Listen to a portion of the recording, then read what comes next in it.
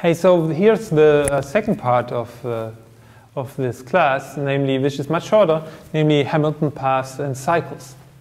So we already know what a path in a cycle is. So a walk where, so along the edges, where you are not allowed to visit a vertex again.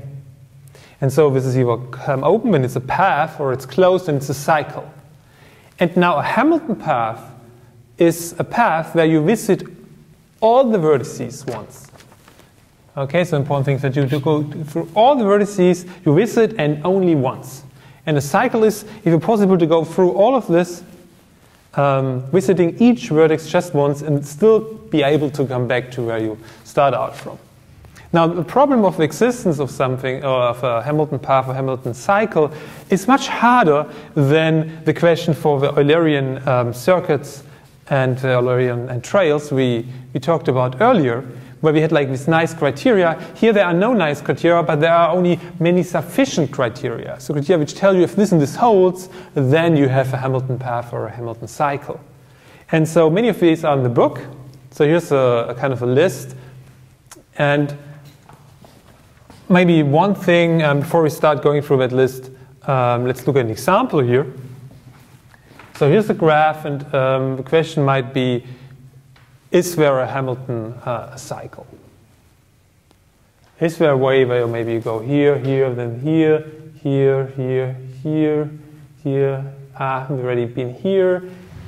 Okay, so you play around, you find out it's not possible. Now, many arguments why this is not possible. Maybe the fastest is the following. Well, you definitely have to visit this vertex. And it means you have to go into this vertex and go out. So you have to use this edge and this edge. You also have to visit that vertex here. And again, the same thing, which forces you to use these two edges. And the same thing here. But now what do we see? At one point you will be at that vertex, coming from one of these two. From any edge, whatever, we don't know. But what we definitely know is that then we have to use one of these two edges and maybe going this way. But then once we're here, we're forced to use this edge. Because if we would use any other edge, you would have to come back here again. But we're not allowed to come back several times. So the only way to do it is go all the way around. And that gives you a contradiction. Okay, so there is no Hamilton cycle here. Yeah, and so that's really the fastest argument just described. But there are other ones in the book. Okay, so here's that list, and well, there's not much to say about this, so let's maybe just make sure that they understand the statement. So here's something about, if you know that, something about the vertex degrees. And namely, whenever we take a pair of vertices, then the degree of the one vertex plus the degree of the other vertex is large enough. Large enough meaning it's at least the number of vertices minus 1. If that is true for every two vertices you pick, then there exists a Hamilton path. If you know that if you only look at the vertices, a different one, which are also not adjacent, so there's no edge going through, they're not connected by an edge, and you know that for these two, the degrees of the vertices added together is at least the number of vertices, then you know there's a Hamilton cycle. Okay, so these are kind of complicated criteria. It's easier to for instance, such a criteria where you just say, if a vertex degree is large enough, then you have a Hamilton path, or in this case, if you have this bound, then you even have a Hamilton cycle. And this kind of intuitively makes sense because if once you have lots of choices, at each point there's always one way where you somehow can go without using going somewhere where you already have been. That's the kind of intuition here. And if you use, I think, this statement here, from this you can conclude that actually if you have enough edges, namely at least this number here, so in terms of the number of vertices, if you just have enough edges, then there has to be a Hamilton cycle. So if you have so many vertices, but you have lots and lots of edges, so getting very close to a complete graph, then you know that there exists a Hamilton cycle.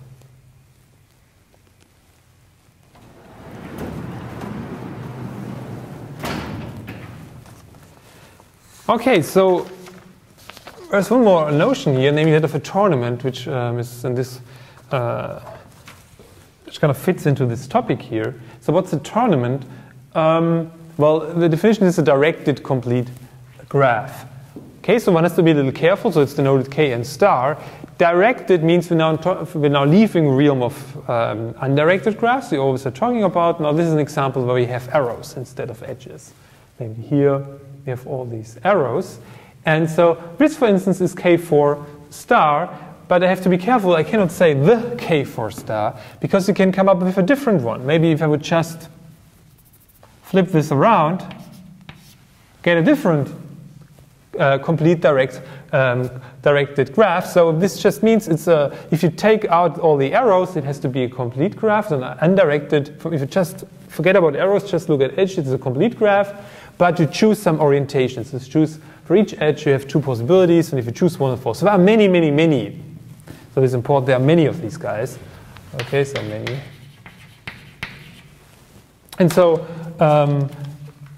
the idea is like, why is it called a tournament? Well, of course, like these like four teams that play against each other, and you write something like this: if B is better than A, so if A beats A, and let's say there are no draws, then you draw that arrow that way, or otherwise if it loses. And so if all these games, and the question is you want to have like a ranking, and of course you can write them down like in a stupid fashion, maybe like this, but B is bigger than D, and D maybe, well, D is actually maybe better than C. That might be one way, but it's not very nice because it doesn't give you like a complete ordering. So a better way to say this would be like that D is bigger than C, it's bigger than B, is bigger than A.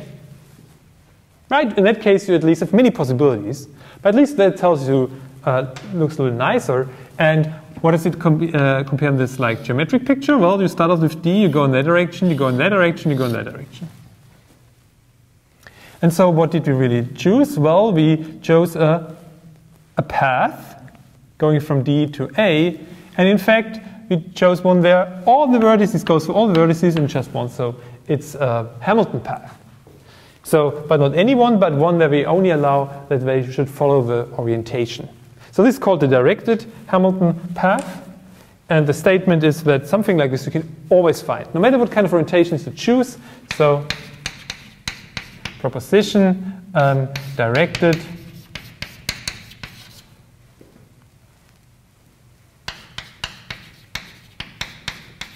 path exist.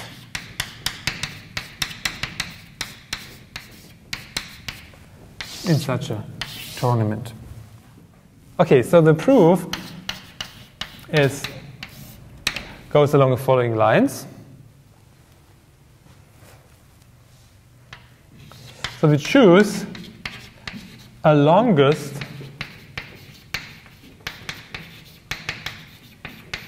directed path.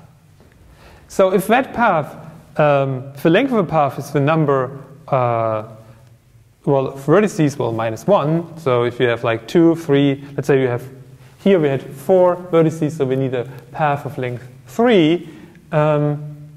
When we're done, so we assume not.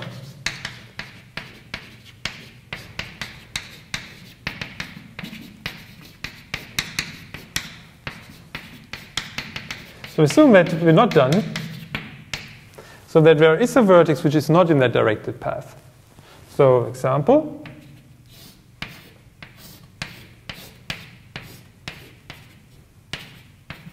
assume we found one of length 4, but there's another vertex not in there. Okay, let's compare these two. Well, we know that there's an edge going from here to here, so if the arrow goes in this direction, we would have found a longer path, which is not possible. So that's not possible, so it has to go the other way. Now we go here. And again, if it would go now in this direction, we could go along here, here, here, then here, and then here. And then we would have found a longer path, a longer directed path. So that's not possible, so it goes in this direction. I would go here, Again, if it would go in this direction, it could go like this. Again, longer, so that's not possible. So it has to go in that direction. So we get the idea, we go do this all the time, until we finally come to the last one. Now for the last one, again we have two possibilities. And so what can happen here? Well, in this case,